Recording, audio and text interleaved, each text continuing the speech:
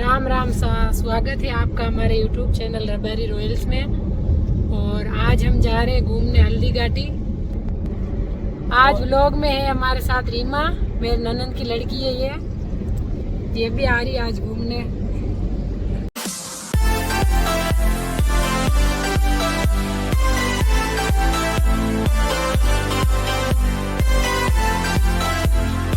तो अभी हम खमनौर से आगे निकल चुके हैं और कुछ ही देर में हल्दी घाटी पहुंचने वाले हैं। और ये जो आपको शॉप दिख रही है, यहाँ गुलकंद मिलता है जो कि काफ़ी ज़्यादा फेमस होता है। शरबत और गुलकंद यहाँ मिलते हैं। तो अभी हम पहुंच चुके हैं हल्दी घाटी म्यूज़ियम। गाड़ी यहाँ पार्क करते हैं।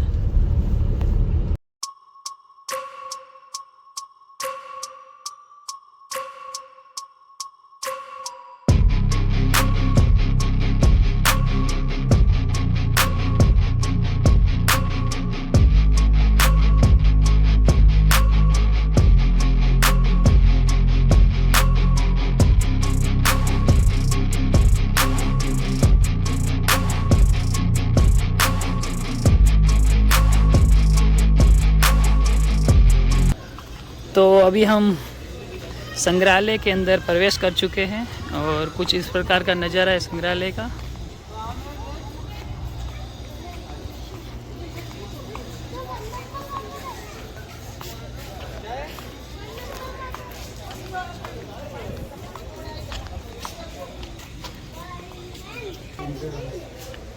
तो संग्रहालय के अंदर हम अभी प्रवेश करने जा रहे हैं। वहाँ शॉर्ट मूवी भी दिखाई जाती है। अगर अंदर कैमरा अलाउ होता है तो हम अंदर का आपको दिखाएंगे पूरा व्लॉग। यहाँ पर जो मेन टूरिस्ट पॉइंट है उसके बारे में आपको जानकारी यहाँ से मिलेगी, कितनी डिस्टेंस पे है वो। और हल्दी घाटी की जो युद्ध कैसे लड़ा है वो अंदर एक 7 मिनट की मूवी बताएंगे। इसके बाद लाइट एंड साउंड का के द्वारा बताया जाएगा। आपको हर स्टेप टू स्टेप बताया जाएगा। पहले ऊपर देखना है यहाँ पे स्क्रीन पे। महाराणा प्रताप संग्रहालय में आप सभी का हार्दिक स्वागत। हमारे देश में कई बड़े वीर साहसी और शक्तिशाली राजा हुए हैं और कई बड़े बड़े युद्ध किए हैं, परंतु मेवाड़ के शासक महाराणा प्रताप, जिन्होंने अपने देश की स्वतंत्रता स्वाभिमान के लिए युद्ध लड़ा और अकबर के साम्राज्यवाद के उद्देश्य को सफल नहीं होने दिया।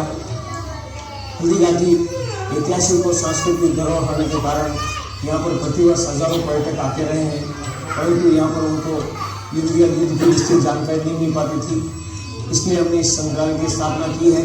उस संग्रहालय की स्थापना का मुख्य उद्देश्य ये है युद्ध की जानकारी के साथ साथ महाराणा प्रताप के जीवन में जो घटनाएं घटी है उनको निश्चित रूप से आने वाले पर्यटकों को दिखा सकें और यहाँ पर आने वाले पर्यटक देशभक्ति की प्रेरणा लेके जाएं और हमारे देश के गौरव को आगे बढ़ाएं। और इसी में निश्चित रूप से आपको जानकारी देंगे श्रीमान हरीश भिवानी। धन्यवाद। इस म्यूजियम के संस्थापक श्रीमान मोहन जी श्रीमाली है।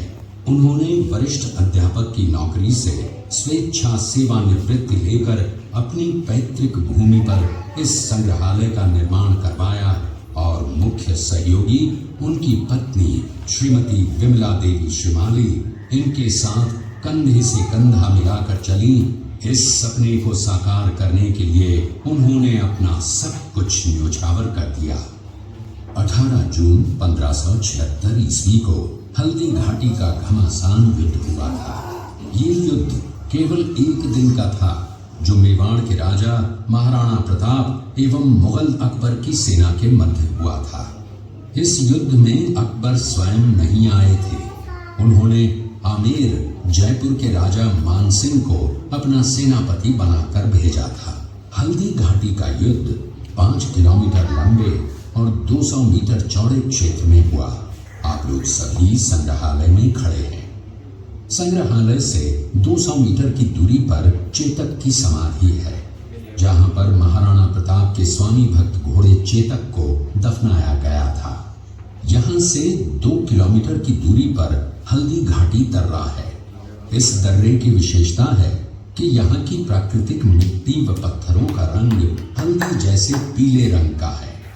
इस दर्रे के चारों तरफ महाराणा प्रताप की भील आदिवासी सेना राणा पूंजा के नेतृत्व में तैनात थी। ये सेना तीर, भाले, पत्थर चलाने में कुशल थी। यहाँ से 1 किलोमीटर की दूरी पर शाही बाग है, जिसमें मुगल सेना का पड़ाव था। मुगल सेना 18 जून 1576 ईस्वी को प्रातः सूर्योदय के साथ मेवाड़ की राजधानी गोगुंदा की तरफ आगे बढ़ने लगी तो उन पर महाराणा प्रताप की सेनाओं ने आक्रमण किया और उनसे गोरिल्ला पद्धति से युद्ध किया। ये आक्रमण इतना तेज था कि जिससे मुगल सेना में भगदड़ मच गई। महाराणा प्रताप की सेनाओं ने मुगल सेना को यहाँ से 3 किलोमीटर दूर पीछे समतल क्षेत्र में, जहाँ भी खमनोर गांव है, वहां तक खदेड़ दिया। इसी खमनोर गांव के पास बनास नदी के पास समतल मैदान में 7 घंटे का भयानक युद्ध हुआ।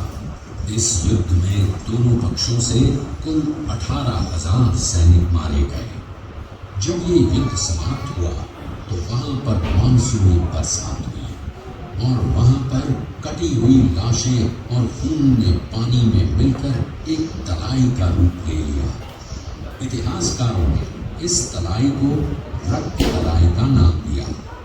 इस युद्ध में ग्वालियर का एक पूरा राज परिवार, जिसमें राजा रामशाह तंवर और उनके दोनों पुत्र थे, शहीद हो गया। यहीं पर एक बगीचा बनाया हुआ है और जो इस युद्ध में शहीद हुए थे उनके स्मारक इसी बाग में बने हुए हैं। इस लड़ाई की विस्तृत जानकारी आपको एक फिल्म के द्वारा दी जाएगी। आप जब इस कक्ष में सब कुछ देख चुके होंगे तब ये फिल्म और लाइव साउंड शो शुरू होंगे। तब तक के लिए धन्यवाद।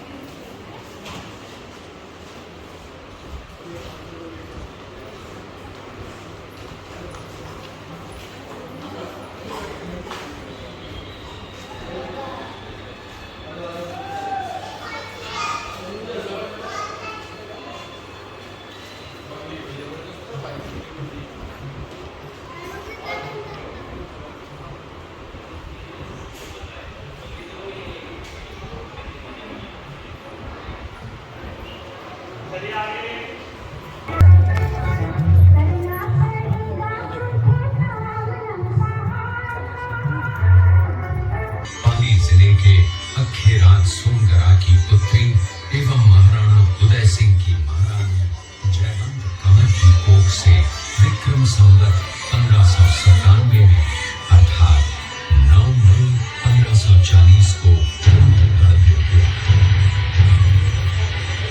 बाल्यकाल चित्तौड़गढ़ में गुजरा।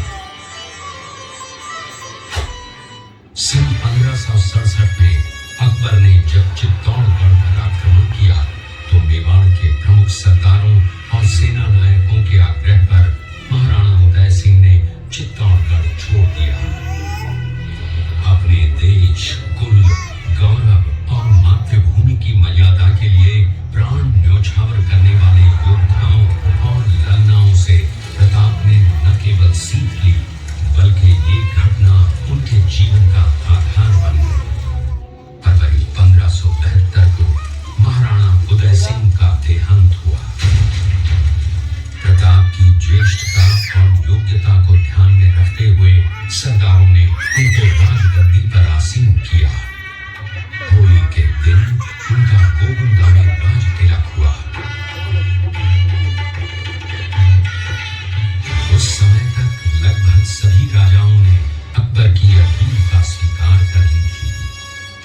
एकमात्र महाराणा प्रताप ने अपना मस्तक अकबर के आगे नहीं झुकाया।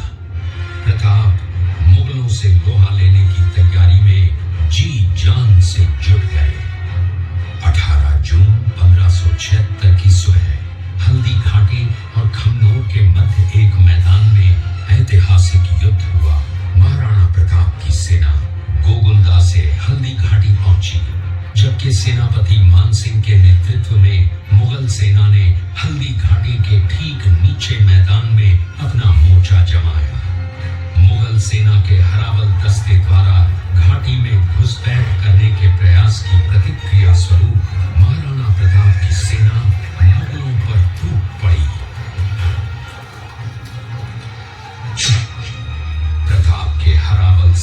दलों का नेतृत्व पठान हाकिम खान सूर कर रहे थे।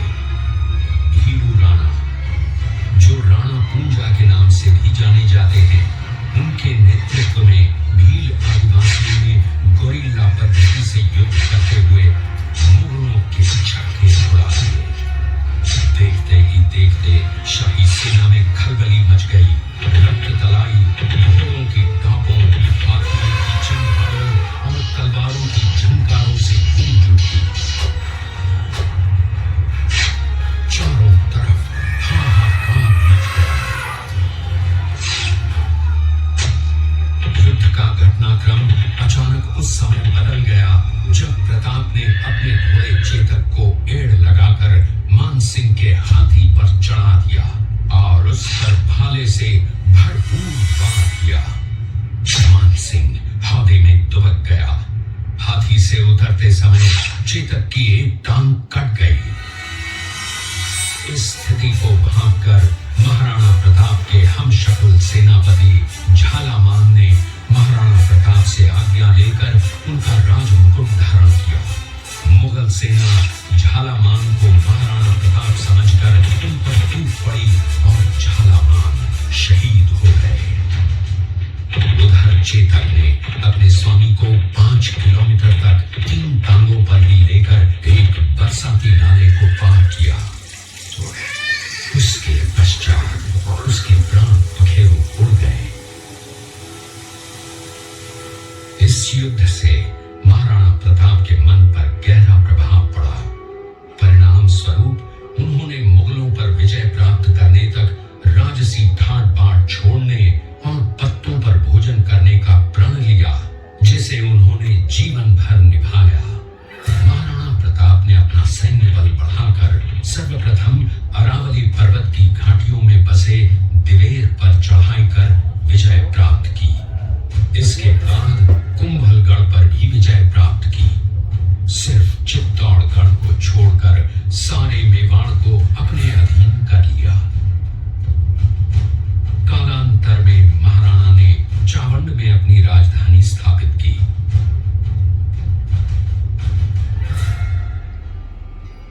19 जनवरी 1597 को राणा प्रताप ने मात्र 57 वर्ष की आयु में इस संसार से प्रयाण किया।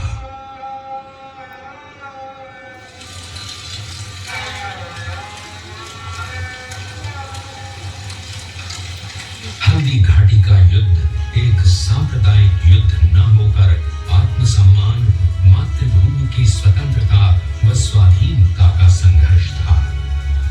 इसका प्रमाण ये है कि जहां पर अकबर की सेना के सेनापति जयपुर के राजा मानसिंह थे, वहीं पर महाराणा प्रताप की सेना के सेनापति काबुल के हाकिम खान सूर थे। महाराणा प्रताप स्वतंत्रता की वेदी पर एक ऐसा अंगारा था जो आत्मसम्मान व देश गौरव के लिए दिन रात जलता रहा, धधकता रहा और अंत में बुझकर भी उसने देश में ऐसा लौह भर दिया जिसकी प्रखर किरणों ने भारत माता को गुलामी की जंजीरों से मुक्त कराने के लिए सदा प्रेरित किया।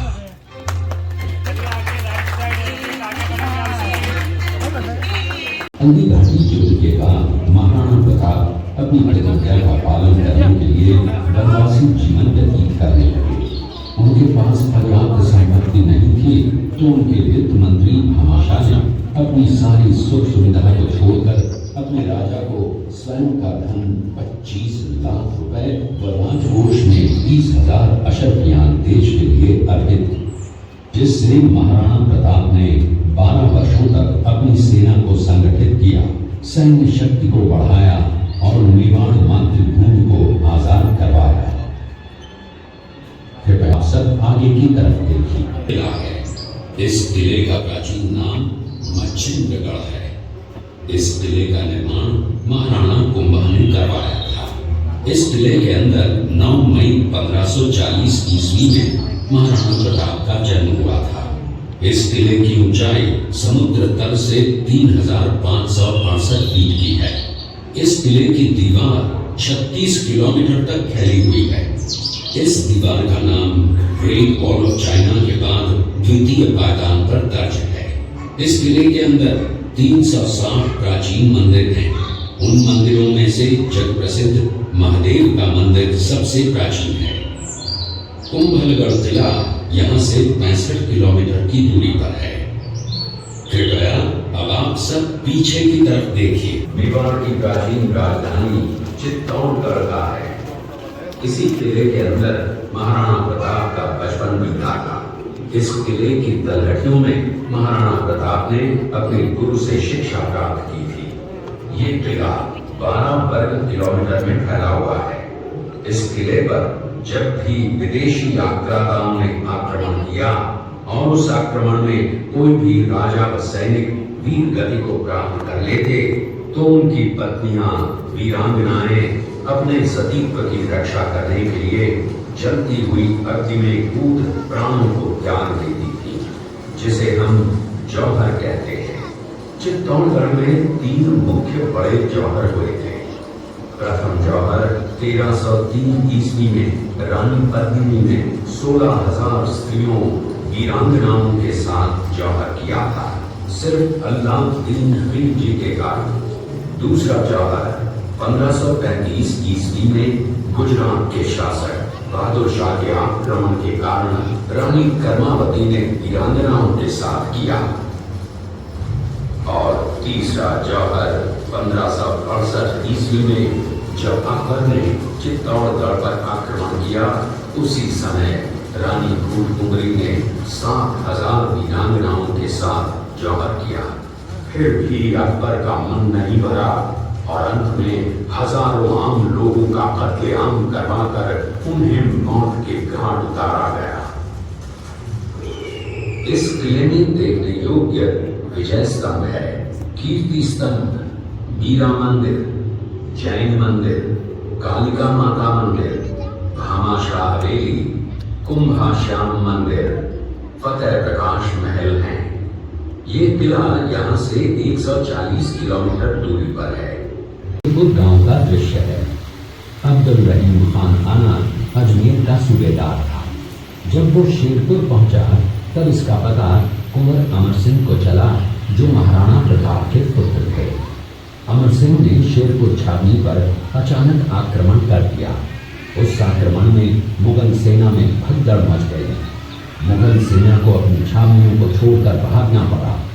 छावनियों के अंदर से लूटा हुआ माल व अब्दुल रहीम खान खाना, जिसकी बेगम आनी खान को बंदी बनाकर महाराणा प्रताप के सामने पेश किया गया। तब अमर सिंह पर महाराणा प्रताप क्रोधित हुए और कहा, जहां से इस नारी को बंदी बनाकर लाए हो, इसे पुनः ससम्मान लौटा कर आओ। महाराणा प्रताप ने कहा, हमें नारी से कोई दुश्मनी नहीं है, हमें तो देश विद्रोहियों से दुश्मनी है, जिन्होंने चारों तरफ आतंक फैलाया है। महाराणा प्रताप के आदेश का पालन करते हुए कुंवर अमर सिंह ने उस मुगल नारी को ससम्मान छावनी तक पहुंचाया। इस प्रकार महाराणा प्रताप ने अपने क्षत्रिय राजपूत धर्म का पालन किया और पराई स्त्रियों को मां, बेटी और बहन का दर्जा दिया। ये है महाराणा प्रताप का चरित्र और नैतिक उदारता का परिचय। आप लोगों ने चित्तौड़गढ़ का दृश्य देखा। उसी किले के अंदर की ये घटना है। मेवाड़ की एक ऐसी मां थी जिसने अपने पुत्र का बलिदान देकर राजवंश की रक्षा की थी। उस मां का नाम पन्नाधाय था। पन्नाधाय जाति से गुर्जर थी। वो एक राजकुमार की धाई मां थी।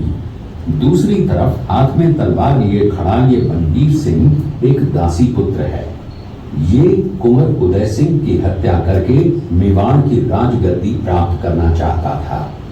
एक रात्रि बलबीर सिंह को मौका मिला। वो राजकुमार उदय सिंह के बड़े भाई विक्रमादित्य सिंह की हत्या करके राजमहल की तरफ आगे बढ़ा। इसकी सूचना पन्नाधाय को लग गई। कुछ समय तक पन्नाधाय चिंतित हुई।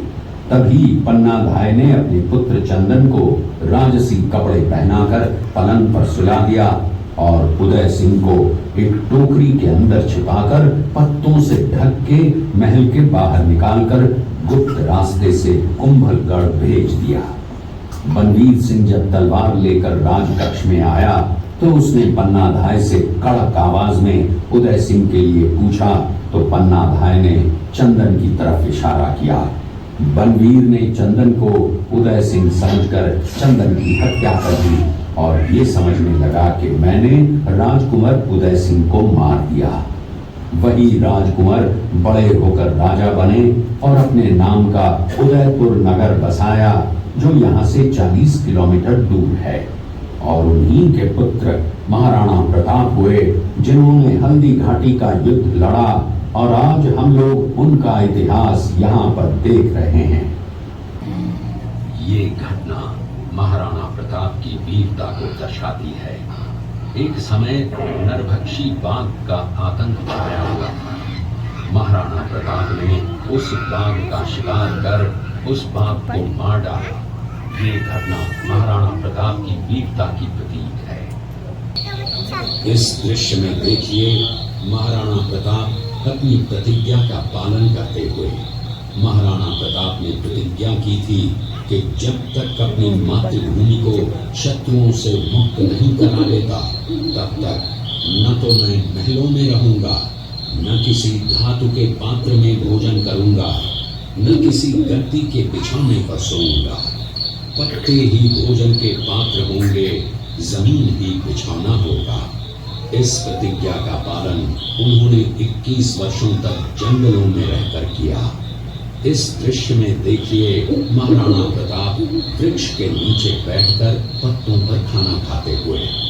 इसी कारण हम आज भी महाराणा प्रताप को श्रद्धा व सम्मान से याद करते हुए देशभक्ति की प्रेरणा प्राप्त करते हैं।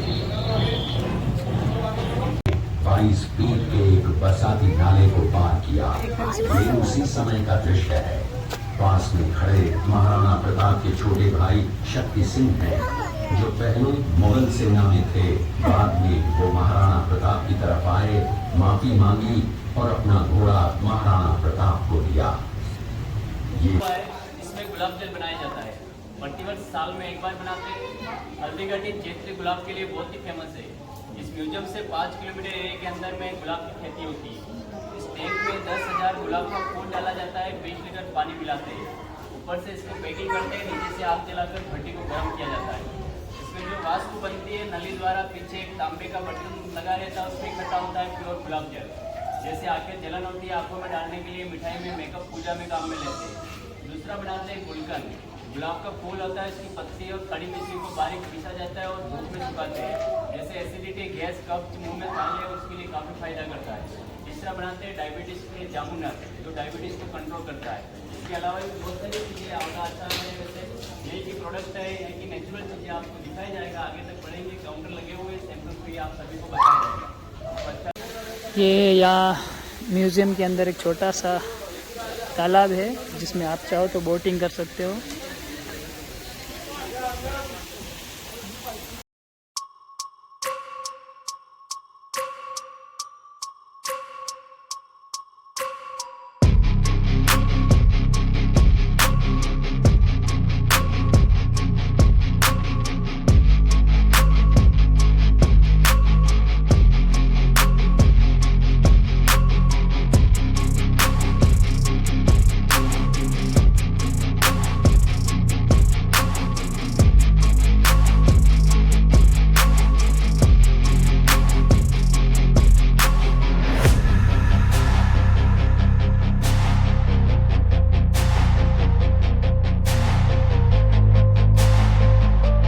ये देखिए अभी हम आ चुके हैं चेतक समाधि।